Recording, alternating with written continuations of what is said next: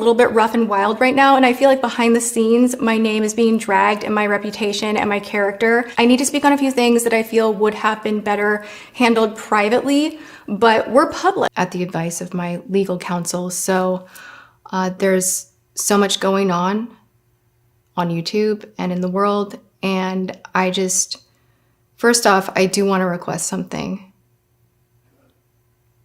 Actually, before that, I just want to tell you that I missed you guys. As a result, the damage to my health, relationships, reputation, business, and general well-being have been enormous. The platform that I love, this platform that saved my life and that changed my life, has become toxic. Since that night, James Charles has repeatedly said that he wanted to be beside me for this video. But I felt it was important that I do it alone, because he deserves my first apology. Like, sucking, I'm just like, when I made my video, I expressed my opinions about James Charles's behavior. I expressed how much a specific decision he made that I perceived as betrayal hurt me.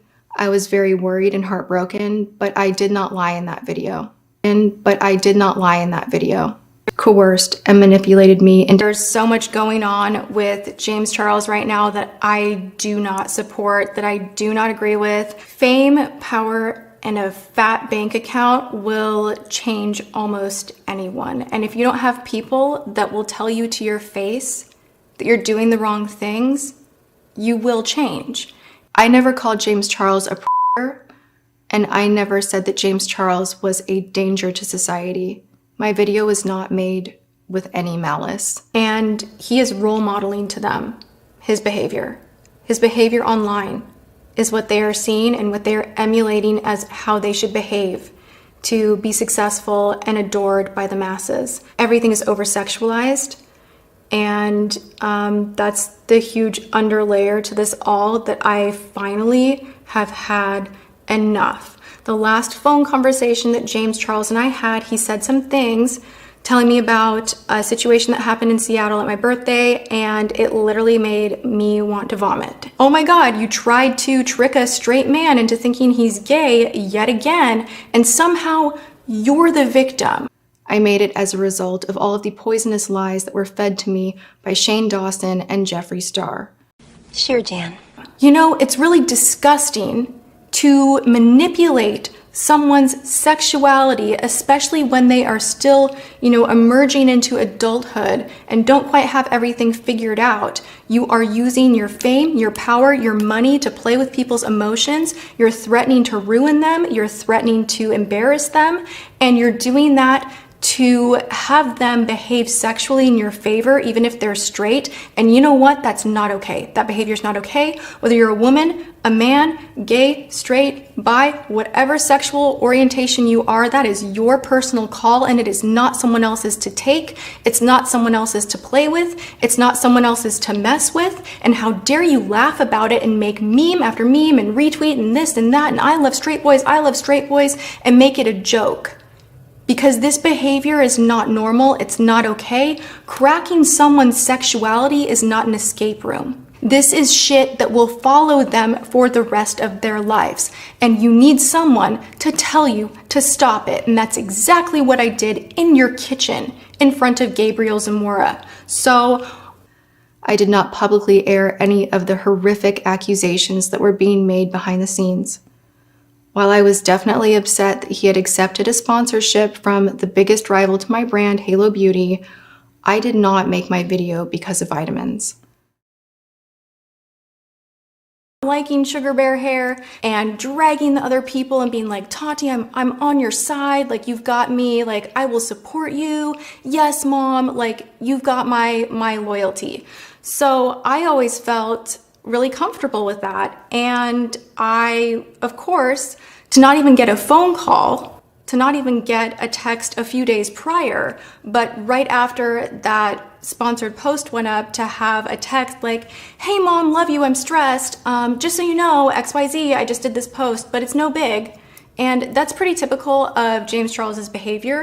Like, I can't help but think that James Charles felt like that was somehow like some sneaky thing that happened because his ego is so big that he will think that everything is about him. James, I am so sorry that I allowed myself to be poisoned and weaponized against you. I'm sorry that I bought into any of their lies. Believing those lies and allowing myself to be gaslit into making that video is one of the biggest regrets of my life. I told you that this was not good and that you could have your career completely destroyed. His parents came to visit, they had dinner over at my house, and they were lovely. And you guys loved meeting his parents. I was shocked that James even then was saying to his dad that every man is a little bit gay and that there's no such thing as a straight man. And, his dad's like, "You're wrong, James, you're wrong." Coerced and manipulated me into Sure, Jan.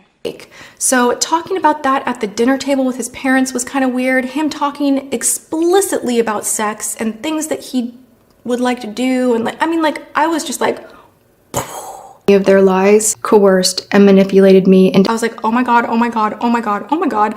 Like, I am used to this around, everyone else, but not his parents. Like, I thought around his parents that he would not behave this way. Like, it was just like, no big deal. Like, sucking. Like, I'm just like, oh my God, time and place. And you did it at my birthday dinner. And I made excuses for you then. You were talking in detail about things you wanted to do to the waiter. And when I said, James, he's straight, your response was, doesn't matter, I'm a celebrity. Coerced and manipulated me into So freaking gross. And you said that in front of my family, in front of my childhood friends. I had to call every one of them up the next morning and apologize on your behalf because it was so uncomfortable.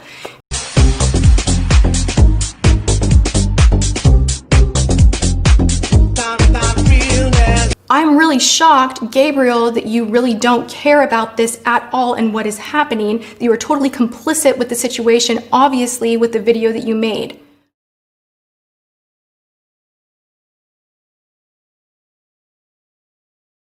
Like, sucking, like, I'm just like. Jeffree Star first contacted me early in his YouTube career wanting to meet. But it wasn't until 2017 that we started speaking. I knew that Jeffree had had a lot of drama in his past, but when he came to me, he presented himself as someone who had changed and was trying to be better. I saw his pain and I felt that I could be a positive influence. As time went on, I learned that being friends with Jeffree Star was like being friends with a lion. Yes, he may have been dangerous, but he was always really kind to me. From time to time, I would see improvements, which were followed by setbacks thereafter, but overall, I thought he was growing as a person.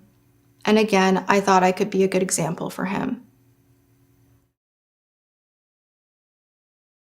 From the time that I met him when he was 17, before he really had taken off on YouTube at all, I know that he has a way of just getting what he wants. And I've always blamed it on his age. I've been like, oh, he'll grow up. Like, it's fine. He'll grow up. Like, there's something about him that I just adore and love, and he'll grow out of this and he'll mature, and I want to be someone that can give him solid advice, and there's something in my heart that is pulled to him, and I love him. Yes, I knew that Shane was friends with Jeffree and that they were working together, but I thought to myself, why would Shane Dawson, the king of truth on YouTube, be turning against James Charles unless these things he was saying were true? Why would Shane sit in my home and spend so many hours telling me these horrific allegations if they were not true? Okay, I respect it, but do you want to know the truth? And this is the point where I wish I would have said no, in a way, but in a way not.